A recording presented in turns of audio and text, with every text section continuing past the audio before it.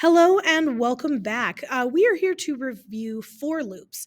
Now, we started working with for loops all the way back when we were doing Carol, and for that, we had the drag and drop blocks, and it did a lot of the formatting for us. So now that we're writing our own for loops, we need to understand the three parts of a for loop expression.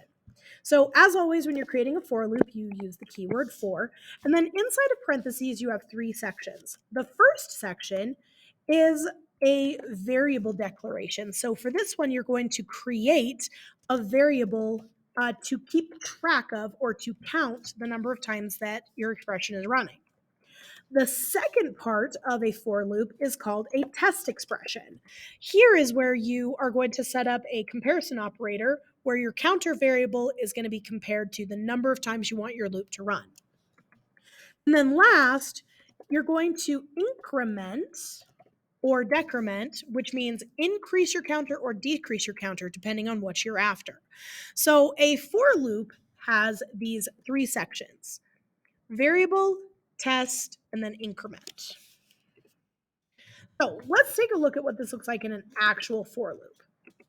So I'm going to type my keyword for and then set up my expression or my parentheses. Now I need three parts. The first thing I'm going to do is create a counter variable. So I'm going to go var count, and I'm going to initialize it to a value, in this case 0, because I'm going to start at 0 for whatever my loop is going to set to. Now, I want my loop to repeat 5 times. So I'm going to use my counter variable that I just created, and I'm going to do count less than 5. What this part of the expression is going to do is each time it's going to check the number for count, it's going to start off at 0, and then the next time it's going to be 1, the next time it's going to be 2, the next time it's going to be 3, the next time it's going to be 4, and notice that's 5. Once it runs again and it realizes count equals 5, it's going to cancel that loop. So we want count to be less than 5. And then the last thing I want to do is increment. So remember how I said count gets bigger each time? This is the part of the loop that keeps track of it. The first time count runs 0. The second time it becomes 1 because count plus plus adds 1. The next time it runs, count becomes 2 because count plus plus added 1 more, and then so on and so forth. So this is a for loop. So you have your variable initialization, your test expression, and your increment. Now, from there, you're going to use curly braces to hold on to your statements, and your statements should always be indented at least one line. So let's say, for example, I just want to print something 5 times. So I could actually print my count variable, and what it's going to do is it's just going to print off whatever is stored in that count variable. So we talked about it a little bit. The first time it's 0, then it's 1, then it's 2, then it's 3, then it's 4. Now, I could print off a message. I could say hello, and it will print the word hello 5 times. So a for loop just sets up a variable. You decide how many times you want it to run, and then it counts each one, and then it does whatever you tell it to the number of times. Now, you are not limited to just print statements. Let's say, for example, I wanted to do some type of mathematical expression. I wanted to add a number each time.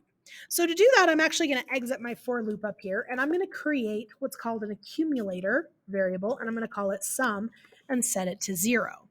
Now, what I want sum to do is I want it to add whatever is stored inside of count each time.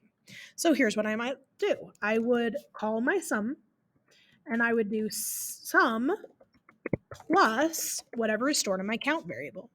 So the first time I run it, it's going to be 0 plus 0. So the first time is just 0. The second time I call it, it's going to be 0 plus 1.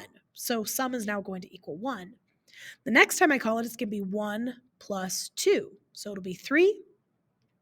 And then 3 plus 4, so 7. So if I have done this correctly, I'm going to print out the value of sum at the end, and it should be 7. Oh, it's 10. So I messed up a little bit on that one. Okay. So let me go ahead and move my print line statement up into my loop, and we'll keep track of what's going on with it and see what we can find. So the first time it runs is 0, then 1, then 1 plus 2 is 3, then 3 plus 3 is 6, then 6 plus 4 is 10. There's my math. Okay, so sometimes you just have to print it out. So a for loop can print statements, it can add statements, it just does it this many times. So the most important part of a for loop is, of course, this test expression right in the middle, where you have to take your variable and compare it to the number of times that you want it to run.